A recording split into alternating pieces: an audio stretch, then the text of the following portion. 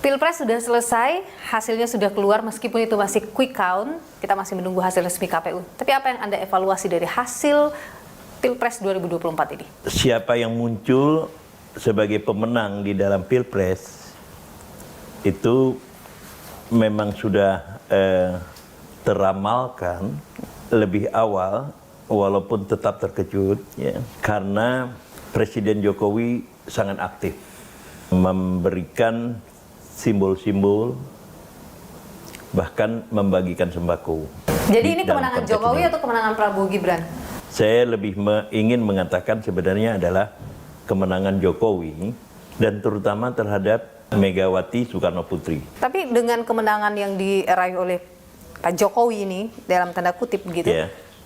akan bertahan lama? Disinilah yang kemudian kita perlu melihat politik parlemen. Ya.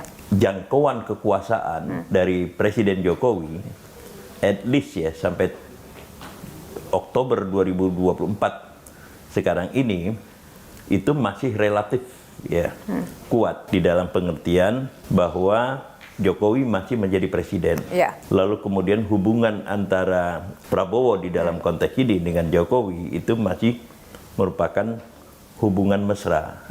Nah, persoalannya adalah bahwa kalau kita lihat pada partai-partai yang muncul ke dalam parlemen, maka kita melihat sebuah kekuatan-kekuatan baru yang berada di luar kontrol Jokowi. PKB itu adalah partai besar sekarang ini. Dia mendapatkan berapa persen? Sekarang dia mendapat 11%. Cukup besar itu. Lalu kemudian ada Nasdem, kemudian PKS, ya. Jadi sebenarnya PDIP itu bisa menjadi ya, pemimpin baru di dalam susunan kekuatan partai-partai politik di dalam parlemen. Dalam sejarahnya kalau kita bicara soal PDIP ya kan sudah lama dan terbiasa ada sebagai oposisi. Anda melihat masih akan melakukan itu sekarang? Tidak akan goyah? Saya yakin kalau PDIP sepanjang ya di bawah Mbak Megawati, sepanjang itu dia akan menjadi partai yang menjaga kehormatan dirinya. Ada suara dari Prabowo yang mengatakan soal merangkul semua. Artinya Anda membaca Prabowo tidak menginginkan ada oposisi mungkin? Prabowo sudah melihat keadaan bahwa pemerintahannya itu akan sulit ya stabil tanpa mengajak tambahan partai politik. Oke, dan partai politik yang di luar itu mau tidak Pak? Gitu. Anda lihat? Partai-partai ini saya harap mereka lebih idealis. Tetapi secara potensial bisa saja ada yang masuk. Yang Anda prediksi bisa masuk siapa? Partai-partai yang sudah terbiasa masuk ke dalam pemerintahan, itu umumnya tidak mau berada di luar pemerintahan. Berada di luar, kecuali PDIP. Sepanjang berada di bawah kepemimpinan Megawati Soekarno Putri.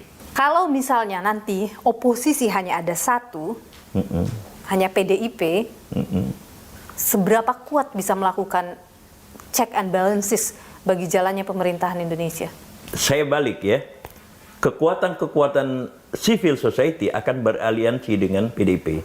Dan dia akan muncul sebagai pemenang di dalam pemilu yang akan datang. Karena apa?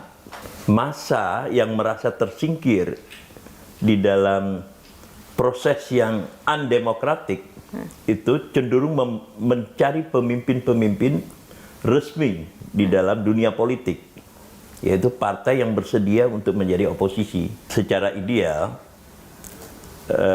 Megawati dengan partainya yaitu PDIP itu sudah mulai membangun ya hubungan dengan partai-partai non Jokowi untuk menciptakan keseimbangan kekuatan politik agar supaya demokrasi itu bisa dilaksanakan. Itu terus terang juga ada kontestasi.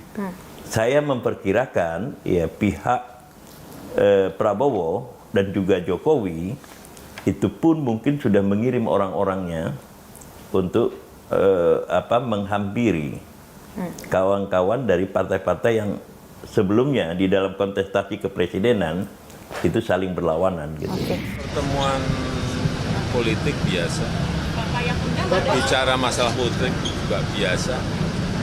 Itu Bapak yang mengundang atau Pak Surya Paloh yang mengajukan ini? Saya kira dua-duanya tidak perlu lah harus siapa yang mengundang siapa yang nggak perlu. Yang paling penting memang ada pertemuan dan itu akan sangat bermanfaat bagi perpolitikan kita. Tapi itu sebetulnya saya itu hanya menjadi jembatan. Yang paling penting kan nanti partai-partai lah. Kalau misalnya nanti yang mengambil posisi hanya sebagai oposisi hanya PDIP, bagaimana melihat kekuatan Prabowo?